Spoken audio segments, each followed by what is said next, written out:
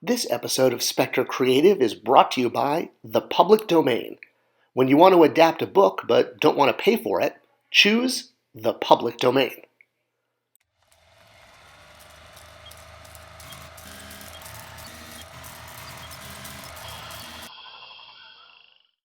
Hey, welcome back to the Spector Creative channel with me, your host, Scott Toy Guru Neitlich.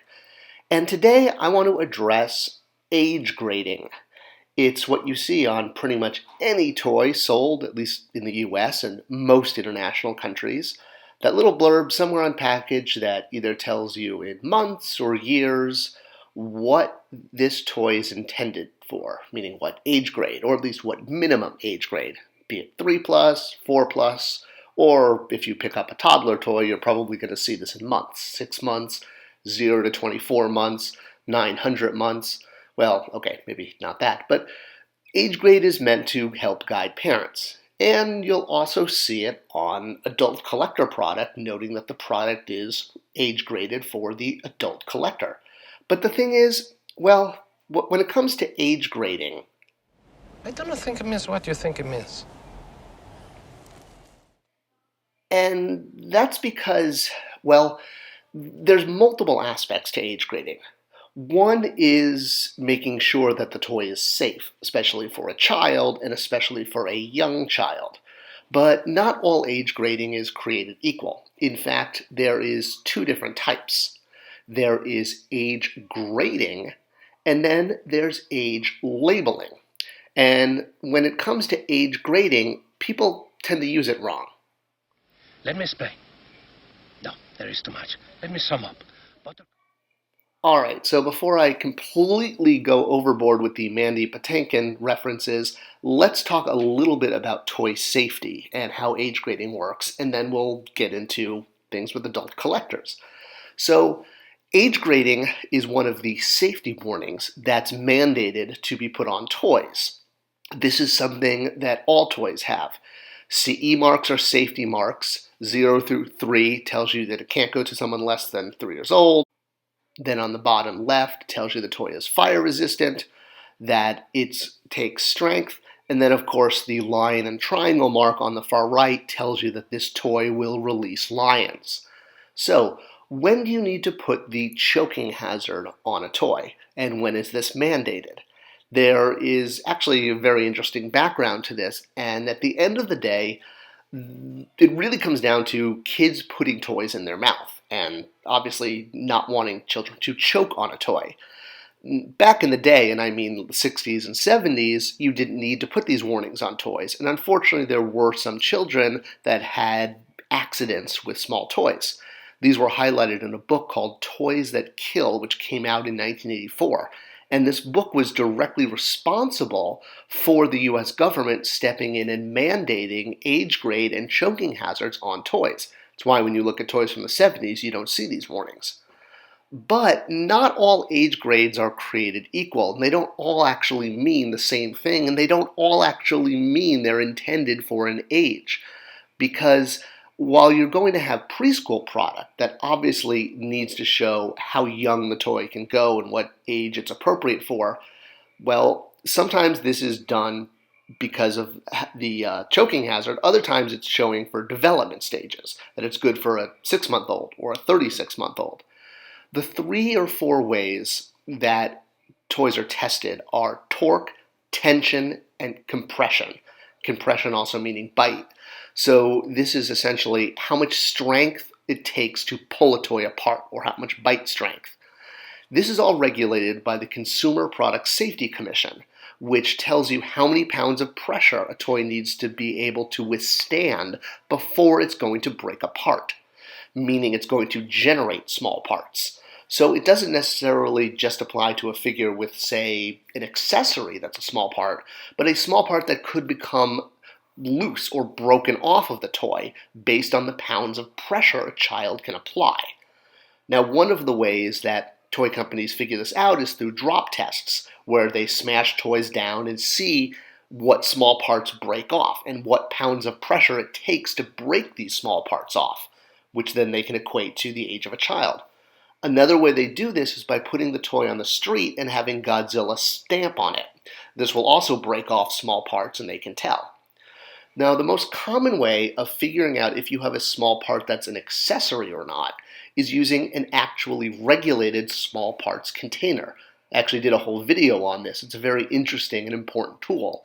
It's essentially a small clear cylinder, kind of like a measuring cup, and you put the object, the toy object, in the cup, or at least you attempt to, and if it can fit all the way in, it's a small part. If it can't fit in, it's not a small part, like this dice and this domino clearly show. The domino is not a small part, but the dice is. So if it has a small part, or a small part can break off of it through those pounds of pressure that are regulated by age, you have to have the warning choking hazard.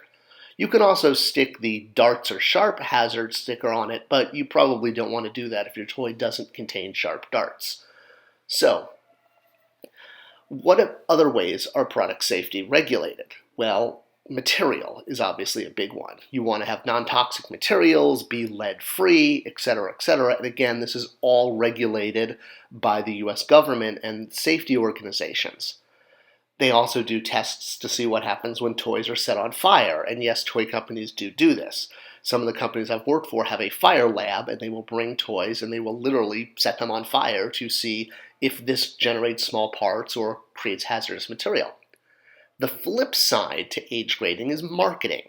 So some age grading is done not for safety, but for marketing purposes. Remember when we talked about age grading versus age labeling earlier? Well, that's this part.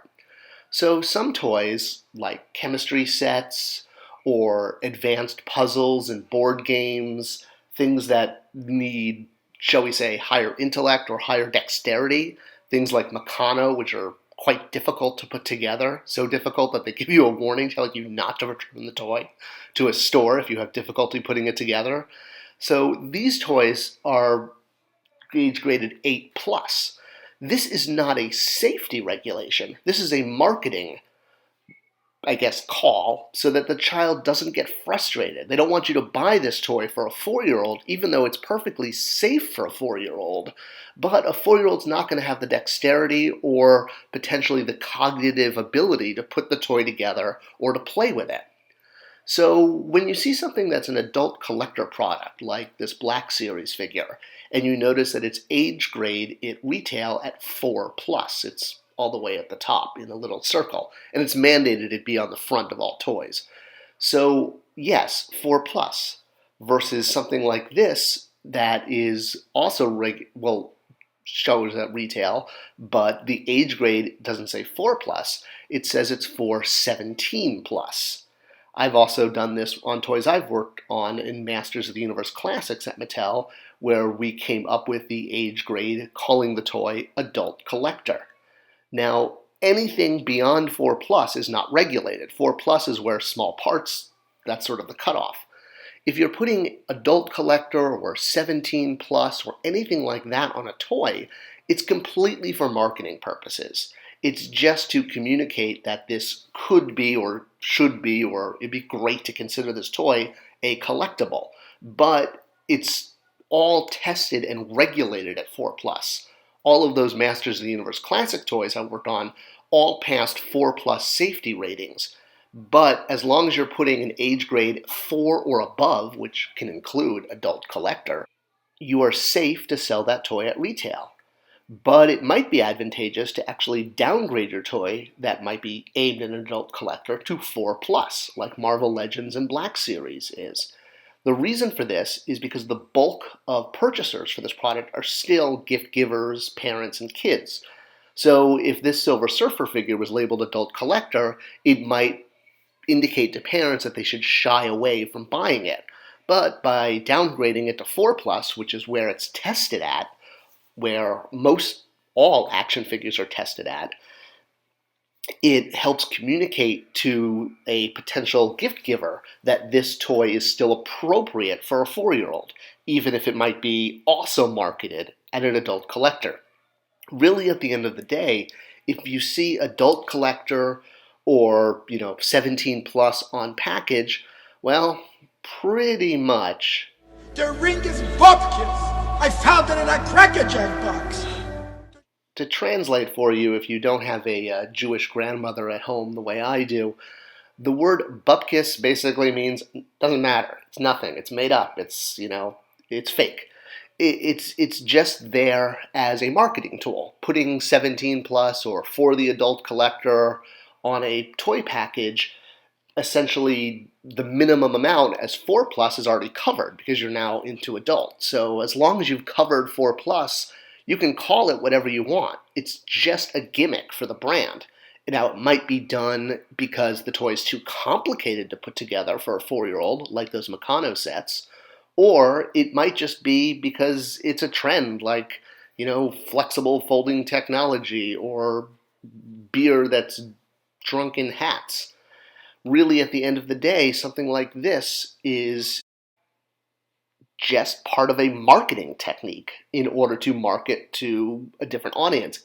Adult collector is not something regulated by the CPSC. It's just something that toy companies do on their own and often do by choice. Yes, and it's the choice of a new generation.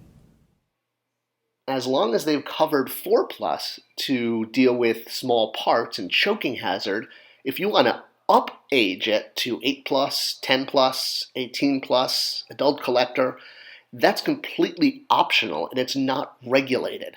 It's just done to communicate to the market that this toy would be great for an adult collector. But on the other hand, by downgrading to 4 plus, or the minimum, you help to broaden the potential consumer, and ideally mom or gift giver will see this and also buy it because they make up the bulk of purchases.